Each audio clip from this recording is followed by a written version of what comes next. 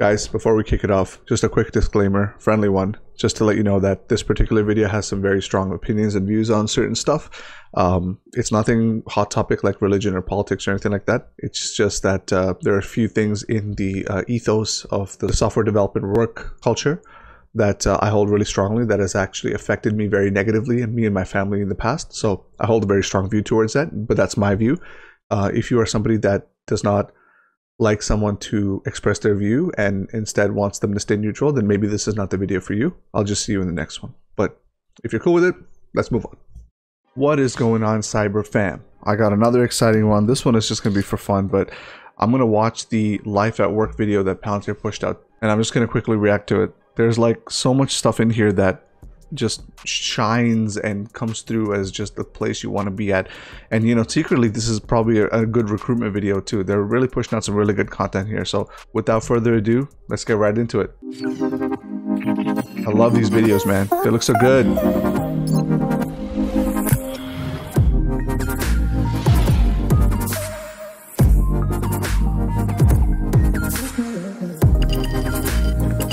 Real quick, it does look like we're still in COVID times here, so you know that this video is fresh. It wasn't shot like some, you know, 2, 3, 4, 5 years ago or something. This is very recent.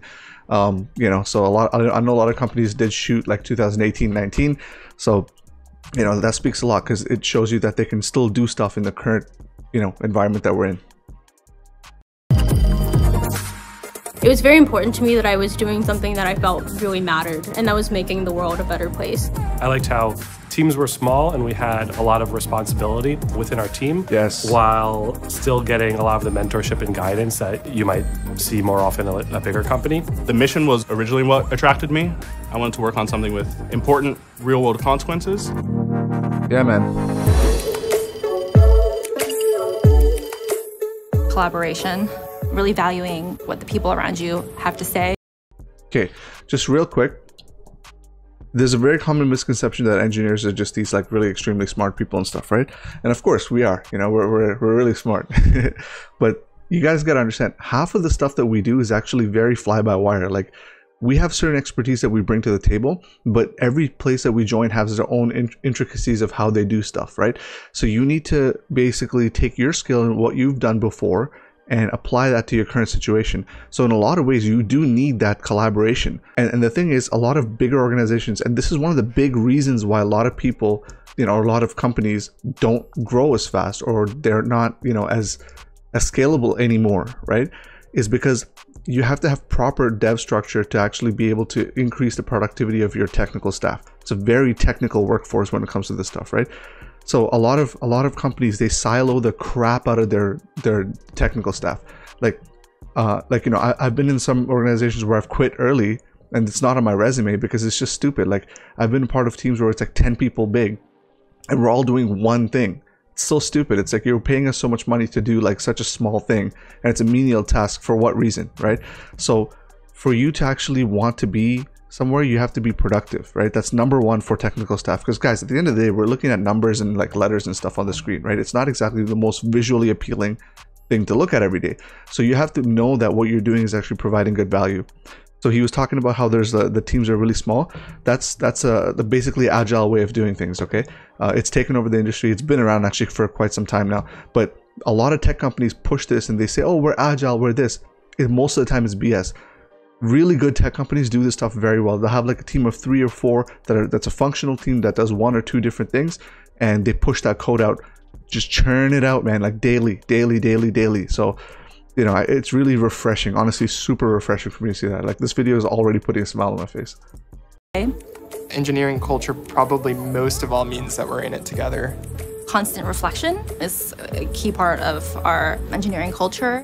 When I think of an engineer, I think of someone who is curious, and I think of somebody who wants to understand how the machine is built and break it and rebuild it in a better way.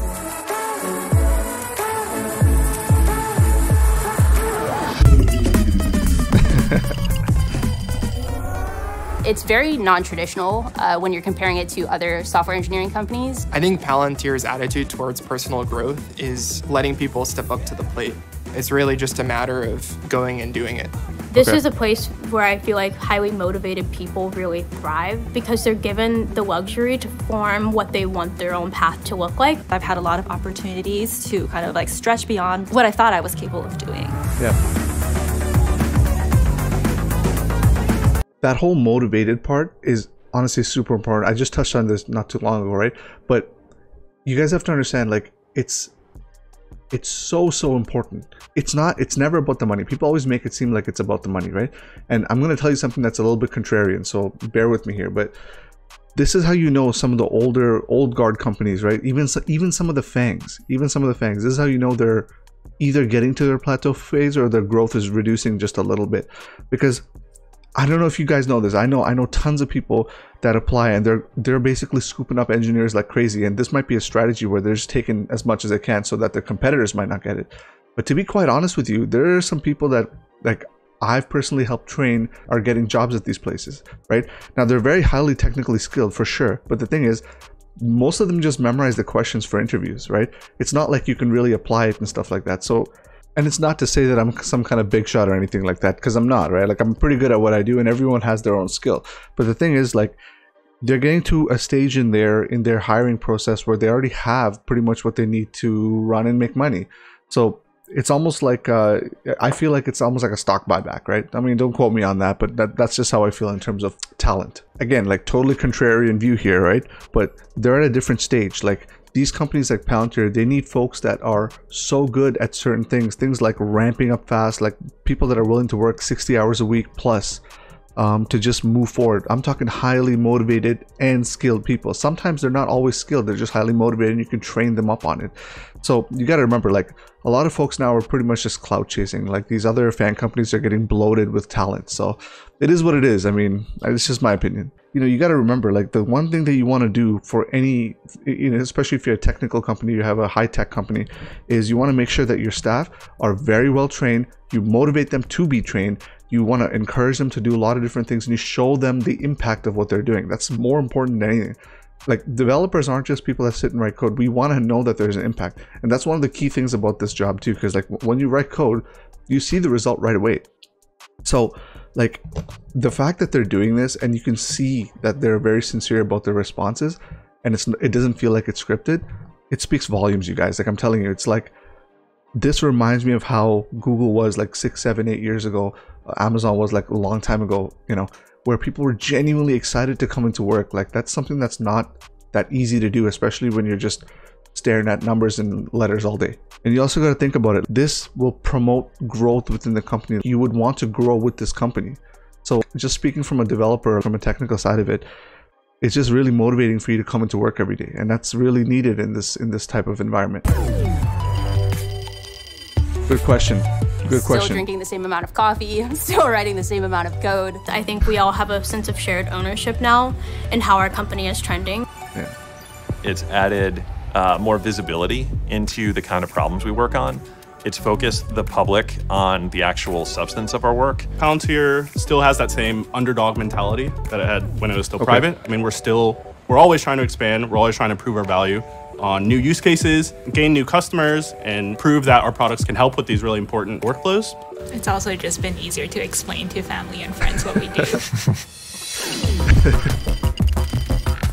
I just found it to be extremely motivating, the actual output of our efforts. The people here are awesome, super smart.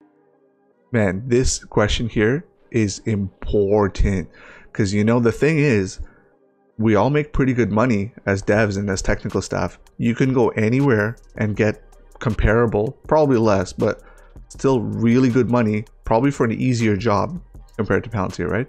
So what's going to make you stay, right? Money's not everything. It could be super stressful, but what is going to make you stay?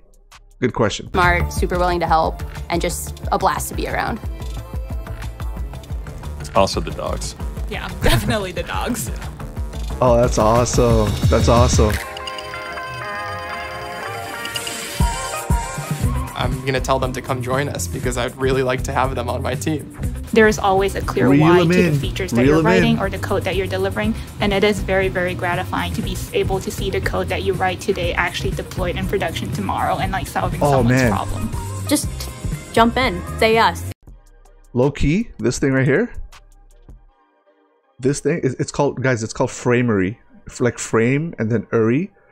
Really cool, super expensive, but it's like so cool, man. It's like a little isolation pod where you can sit and do your work and really focus. It's awesome, especially for someone like me. I have like an insane amount of ADHD. Like actually have ADHD. This stuff is actually really cool. I worked at one place that has this, and it's like, wow, man, it's like you're so focused, it's crazy. The fact that it's thousands of dollars, guys, and they're investing in their employees like this, right?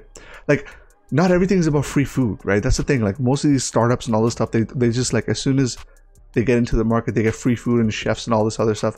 Man, that's nice, but like, you know, you want to work there. You don't want to sit there and like basically just loaf around and eat food and get fat.